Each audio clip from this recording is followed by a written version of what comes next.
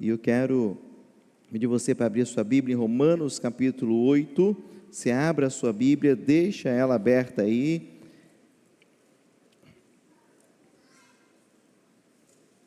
Romanos capítulo 8, da palavra do Senhor. Romanos capítulo 8, da palavra do nosso Deus.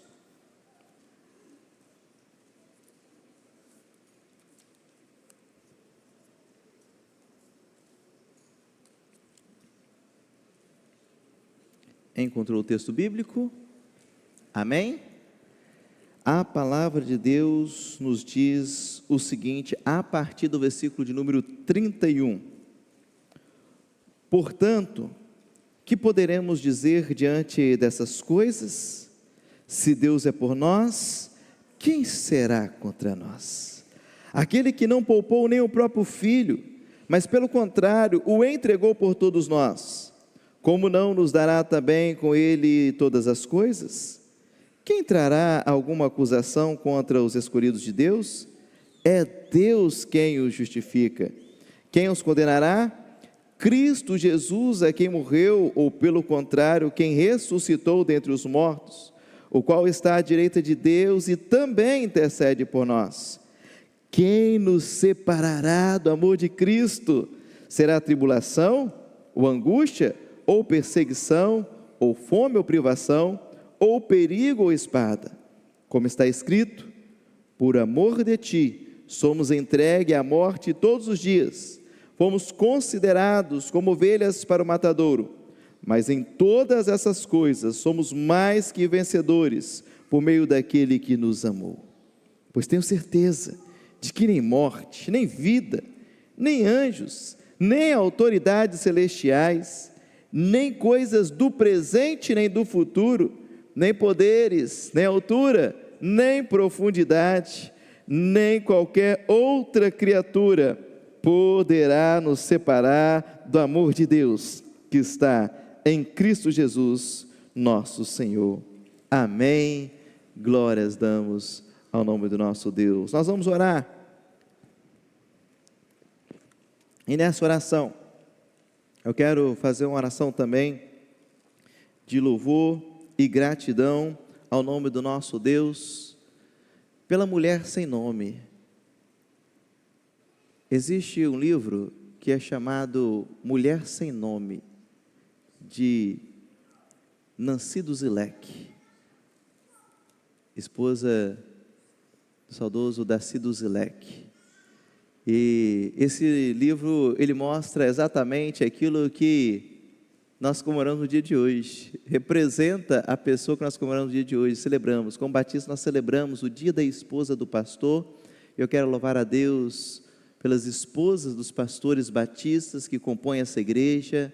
Eu quero louvar a Deus pela minha esposa Débora, quero louvar a Deus pela esposa do pastor Tiago, irmã Miriam, e em nome das duas eu quero assim celebrar a Deus todas as demais esposas de pastores da nossa igreja que estão presentes aqui, que fazem parte dessa igreja, e você que nos acompanha também, você esposa de pastor, que Deus abençoe a sua vida grandemente e poderosamente em nome de Jesus. Louvo ao Senhor por sua vida, meu bem, que Deus continue te abençoando, que Deus continue nos abençoando grandemente em nome de Jesus, amém? Vamos orar? Pai, eu quero neste momento agradecer ao Senhor por esse tempo especial que o Senhor nos dá de celebrar no dia de hoje, o primeiro domingo de março, o dia da esposa de pastor. Obrigado pela vida das esposas de pastores que compõem esta igreja. Obrigado pela vida dessas mulheres que muitas das vezes perdem até o seu nome. É conhecida como a esposa do pastor. Muitos nem lembram o nome delas, Pai, mas são mulheres que o Senhor separou para estar, ó Deus, ao lado de servos do Senhor, que o Senhor chamou para a obra do Senhor. Então eu quero, ó Deus, louvar ao Senhor pela vida de cada mulher que faz e cumpre esse ministério que o Senhor chamou e designou. Dê força, resiliência, sabedoria, capacitação do alto céus, para que elas possam, ó Deus, cada dia mais entender que mesmo que talvez as pessoas não as conheçam e nem reconheçam pelo nome, mas o Senhor sabe o nome, o sobrenome, a identidade, e tem, ó Deus, uma coroa de glória reservada para cada uma delas, ó Pai. Que o Senhor retribua segundo as riquezas gloriosas em Cristo Jesus. Obrigado pela minha esposa, pela mulher que ela é, auxiliadora idônea, e que o Senhor possa, ó Deus, continuar derramando sobre ela a Tua graça, o Teu favor, continuamente, ó Deus. E Pai, agora quando nós estamos diante do texto sagrado, que já está lido, queremos suplicar ao Senhor a ajuda e o auxílio do Teu Santo Espírito, para que possa iluminar a Tua palavra nesse momento, abrindo os nossos corações, para levar-nos ao entendimento daquilo que o Senhor tem para nós nessa noite, por intermédio da Tua palavra, em nome de Jesus. Amém e amém, Jesus. Celebre a vitória. Esse é o tema da mensagem dessa noite. Celebre a vitória. Nessa noite nós vamos falar de celebração de vitória, porque vitórias devem ser celebradas. Amém? Vitórias devem ser celebradas. Nós celebramos vitórias. Uma pessoa, quando ela faz e presta um vestibular muito difícil, muito concorrido, por uma faculdade federal, por um curso aí, quando essa pessoa passa, alcança ali, quando abre lá na internet e vê aprovado, a celebração vem. Alguns raspam o cabelo, outros pintam o corpo, fazem festas, celebram, e tem que ser celebrado mesmo. A pessoa, ela conclui o curso da graduação dela, formou, agora é um profissional, vem o baile de formatura, festa de formatura, vamos celebrar porque formou. A pessoa passa num concurso público, num cargo em que ela desejava, almejava tanto, vamos celebrar, vamos fazer um churrasco, vamos convidar a família, os amigos, vamos comemorar, vamos celebrar. A pessoa conquista a casa nova, o apartamento tão sonhado, tem que chamar a turma para poder vir aqui para casa para celebrar, vamos comemorar, vamos fazer alguma coisa, vamos comprar uns salgadinhos, vamos comprar um refrigerante, a Coca-Cola, nós vamos celebrar, vamos comemorar. Comprou o carro novo, tem que ter uma viagem aí para poder inaugurar esse carro, tem que celebrar esse carro aqui, nós vamos fazer alguma coisa, tem que ir para algum lugar para celebrar, porque tem que comemorar, tem que celebrar. Vitórias, elas devem ser comemoradas, vitórias devem ser celebradas, vitórias, conquistas precisam sim serem celebradas. Porém, queridos irmãos, por mais feliz que nós fiquemos e celebremos com todo o vigor essas vitórias que nós citamos nesse momento, elas são momentâneas e passageiras, porque o carro que você comprou, hoje ele é novo, daqui a um tempo ele não vai ser mais novo. Talvez aquilo que era motivo de alegria hoje, daqui a uns dias vai ser um motivo de tristeza. Para você, né? Mas para alguns outros talvez vai ser de alegria, né? Quando você chegar lá no seu amigo mecânico, para ele vai ser uma alegria imensa. A casa nova é celebrada com muita festa, mas daqui a pouquinho, daqui a um tempo, daqui a uns anos, a casa não vai ser mais nova e você não vai estar lembrando mais com a mesma alegria. Aquele concurso tão sonhado que você almejou e passou e celebrou quando você passou naquele concurso, você chega lá, vai ter um superior acima de você ali, que vai te importunar dia e noite, e mesmo você recebendo um bom salário no final do mês, você vai chegar em casa triste, cabisbaixo, por causa das pressões sofridas ali. A faculdade que você queria fazer, que você celebrou tanto quando você quis entrar na faculdade, aguarde chegar a semana de prova para você ver. aguarde chegar a semana de provas. Ah, não tem também a sua formatura do seu curso de graduação? Tem? Formei, sou um profissional habilitado. Bom, se você pegar aquele diploma, colocar na gaveta da sua casa, principalmente as áreas técnicas, tecnológicas e médicas, uma pesquisa que saiu pouco tempo atrás mostra para nós que se você fizer isso, se você não continuar estudando, 18 meses após a sua formatura, todo o conhecimento adquirido, ele se torna obsoleto. Minto, 50% do conhecimento adquirido se torna obsoleto. Eu falei aqui algo que daqui a pouquinho você vai pesquisar lá, você vai ver. 50% do conhecimento. 18 meses apenas. Aí você estuda 5, 6, 7 anos para poder continuar estudando a vida toda.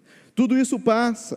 Só que a vitória que nós vamos falar nessa noite não tem a ver com vitórias como essa, mas sim uma vitória especial que não é momentânea e nem passageira, mas ela é uma vitória eterna, proporcionada por um amor inigualável. Algumas vitórias nos fazem sorrir sim, por um tempo, mas nenhuma delas resolvem o nosso maior problema, o pecado e a condenação diante de Deus. Por isso nós somos convidados nessa noite, uma noite em que vamos celebrar a ceia do Senhor, a celebrar essa vitória, a verdadeira vitória, a vitória de Deus, através de Cristo Jesus, o nosso Senhor e Salvador. Celebre a vitória, pois se Deus é por nós, quem será contra nós? O versículo 31 e 32 de Romanos capítulo 8, traz para nós o seguinte, eu quero reler esses versículos. Diz, portanto, que poderemos dizer diante dessas coisas? Se Deus é por nós, quem será contra nós? Aquele que não poupou nem o próprio Filho, mas pelo contrário, o entregou por todos nós, como não nos dará também com Ele todas as coisas?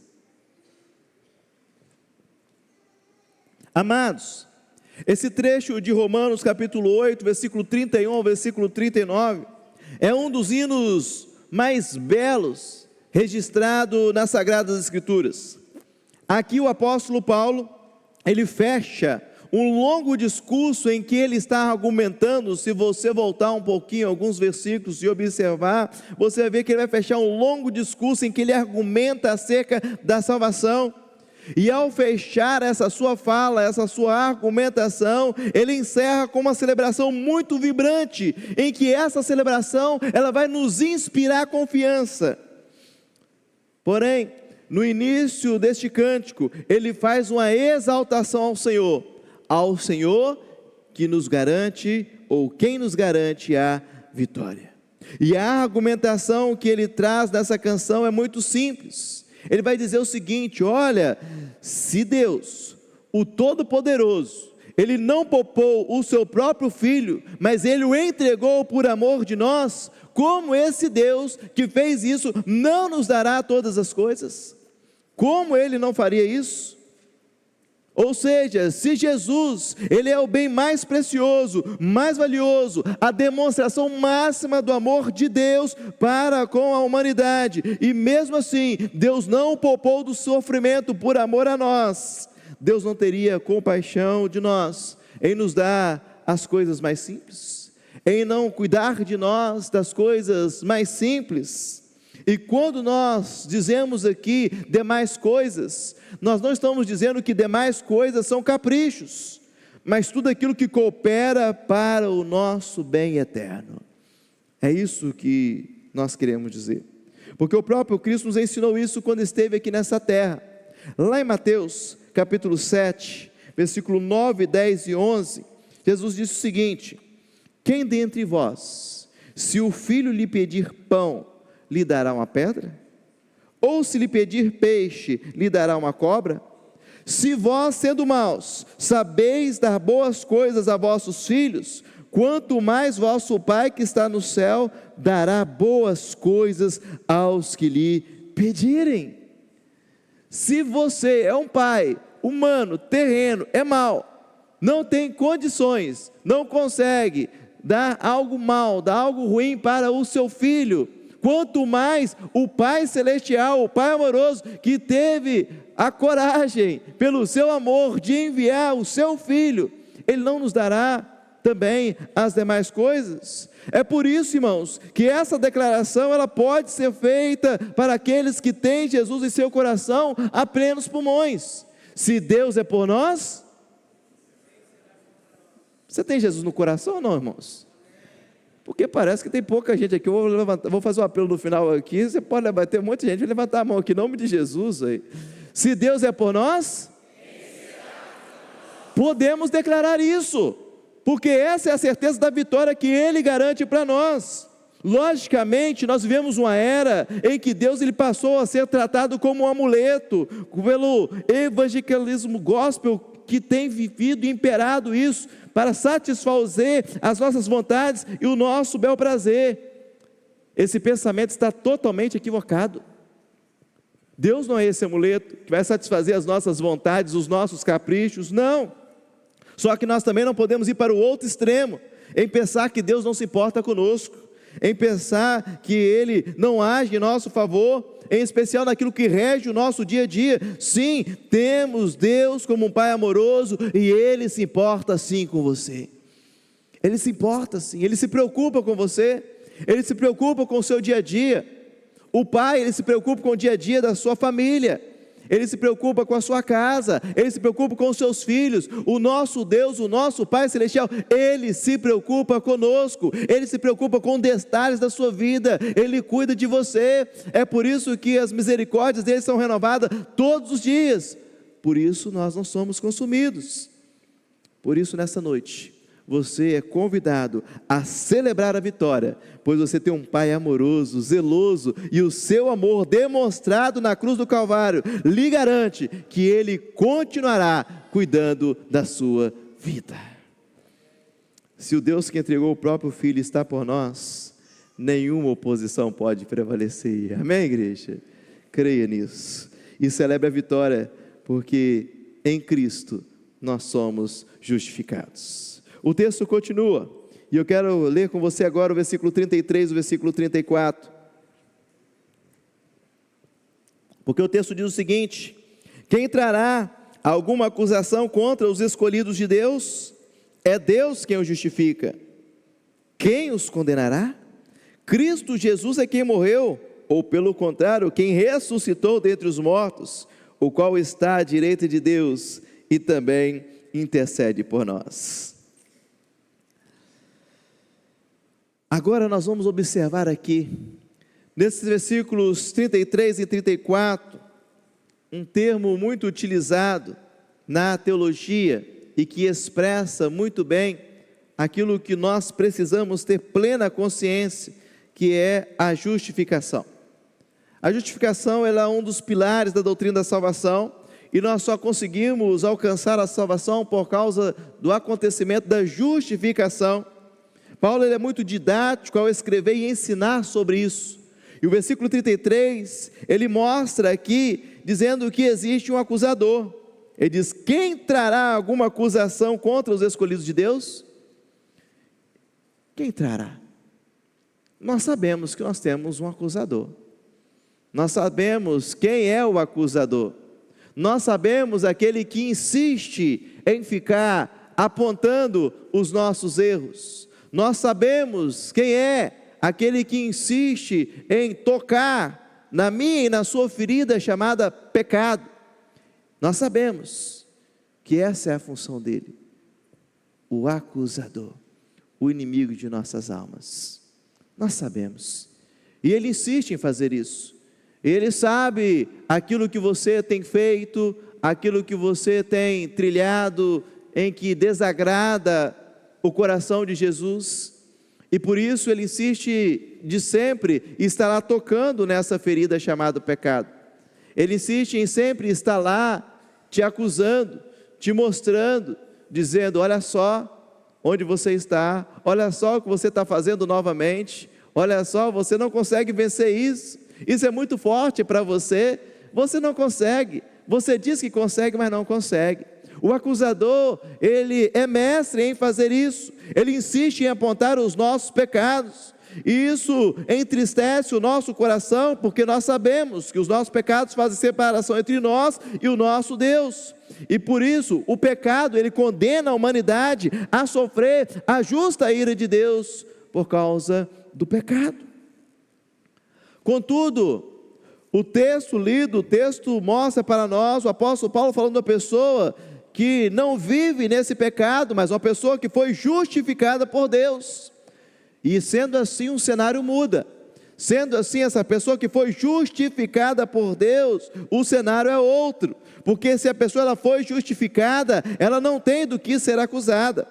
Por isso o versículo 34 diz para nós: quem os condenará? Quem os condenará? Cristo é quem morreu, ou pelo contrário, é aquele que ressuscitou dentre os mortos. E a gente tem essa força de expressão, né? Jesus morreu, né? E a gente esquece às vezes de falar que o principal não é a morte de Jesus, é a ressurreição dele ali na cruz, amém? É o principal. E ele diz, ele está à direita de Deus e também intercede por... Pensa o seguinte, e ele traz aqui uma ilustração para pensarmos, e é importante nós pensarmos nisso. Quando nós pensamos em justificação, nós podemos tranquilamente pensar num tribunal. Você é o culpado, você está diante de um tribunal, você é o culpado, e por causa do pecado, a palavra de Deus diz para nós que você merece a condenação, porque o salário do pecado o salário é o pagamento que nós merecemos por ele. Porém, Cristo, ele pagou o preço da sua culpa essa chamada pecado, que lhe trazia condenação.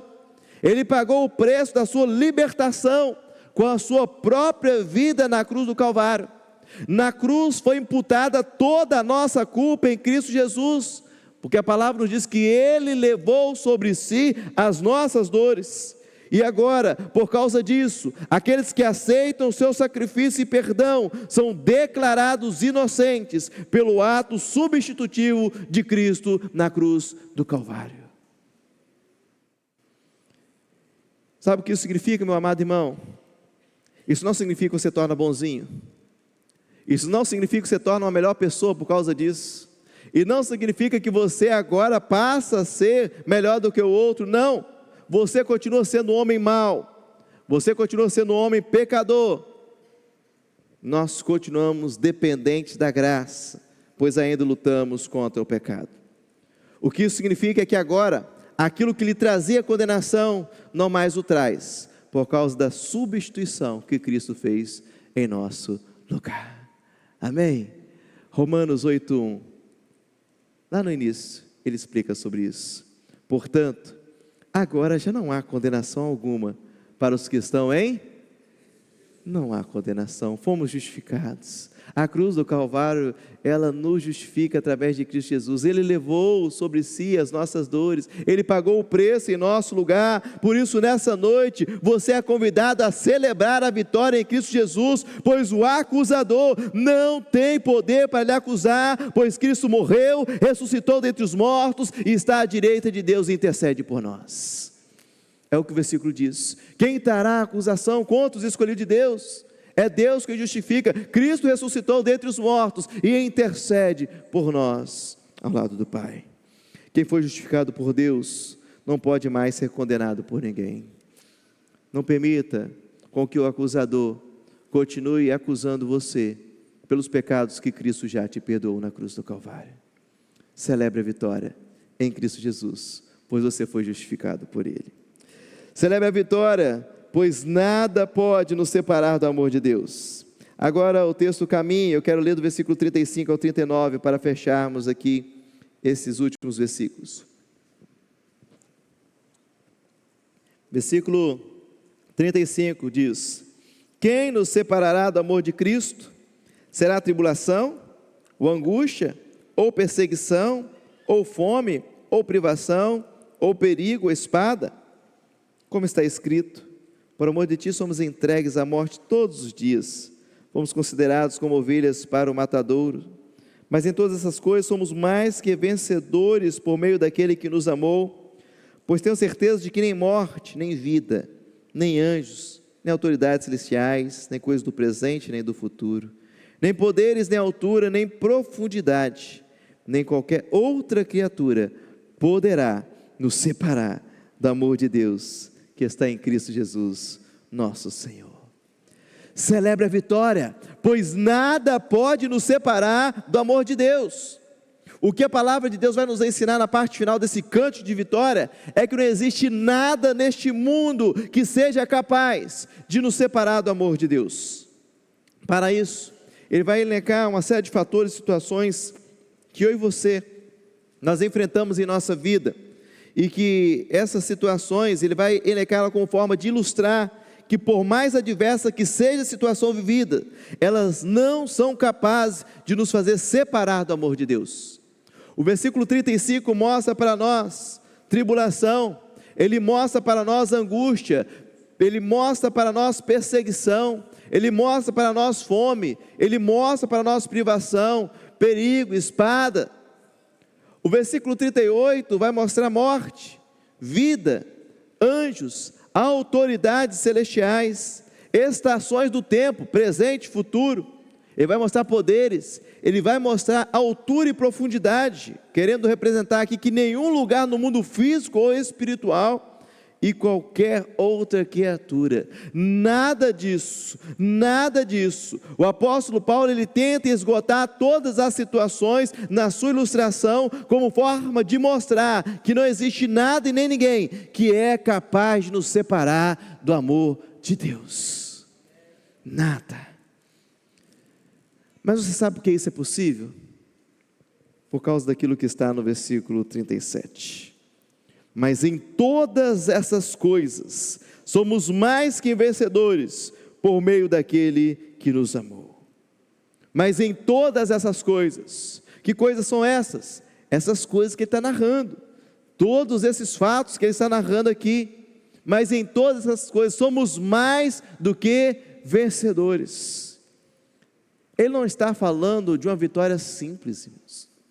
Quando ele fala mais que vencedores, ele poderia falar assim: olha, vocês são vencedores.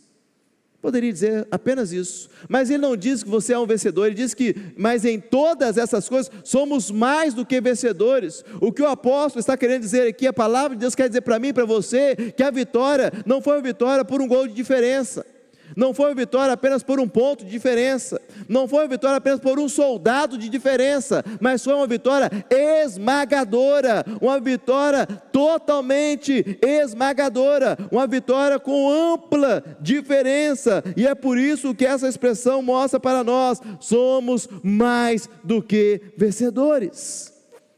Não foi uma vitória simples, de 1-0 no placar, foi uma goleada que não conta em nenhum livros dos recordes que existe no mundo. É essa vitória que está aqui, por meio daquele que nos amou. Quem nos amou? Deus, e enviou o seu Filho Jesus para nos salvar. Portanto, o versículo 37 nos mostra que o amor de Jesus, demonstrado naquela cruz, nos garantiu uma vitória esmagadora sobre o pecado, e por isso somos mais que vencedores.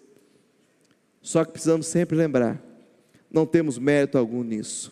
O mérito é daquele que nos amou, daquele que nos salvou, daquele que nos resgatou. E existe uma curiosidade que eu quero trazer aqui para os irmãos, que, como ele está escrevendo aqui aos Romanos, naturalmente ele entendia e sabia do contexto romano. E naquele tempo, no mundo antigo, quando o exército romano saía para guerrear, e ele era vitorioso, o general ele voltava, e quando ele voltava, tinha uma festa de celebração, um desfile de gala, em que ele passava no meio do povo, desfilando e mostrando os despojos da guerra, mostrando aquilo que eles haviam alcançado. E sabe qual que era o nome dessa festa? Essa festa era chamada de triunfo. Era o nome da festa de gala, em que o general romano, quando ele voltava, ele chegava, ele atravessava a cidade, trazendo os despojos, os soldados também junto com ele ali, celebrando aquele momento, mas o general, ele ia à frente, mostrando os despojos de guerra. O que Paulo quer nos mostrar aqui, com esse mais do que vencedores, é que através de Cristo, nós somos mais do que vencedores, nos tornamos co-herdeiros com Cristo, podendo também desfrutar dos benefícios da vitória e do triunfo de Jesus por nós. Amém?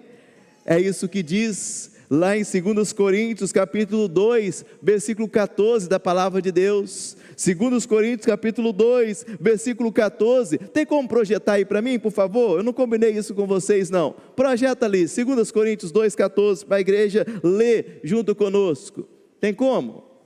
Só tomar uma aguinha enquanto você projeta aí, 2 Coríntios 2, 14, peguei de surpresa aí, né? Amém, glória a Deus. Amém, mas abre a sua Bíblia aí, seu celular, para lermos juntos, 2 Coríntios 2, 14, o que diz lá, irmãos? Mas graças a Deus, que em Cristo sempre nos conduz em triunfo, mas graças a Deus, que em Cristo sempre nos conduz em triunfo, por causa da vitória de Jesus, podemos participar do desfile do triunfo, mostrando ao mundo a vitória sobre o pecado, porém somos conduzidos no triunfo de Cristo, não como heróis da vitória, mas como beneficiários da sua graça, e louvado seja o Senhor Jesus, amém?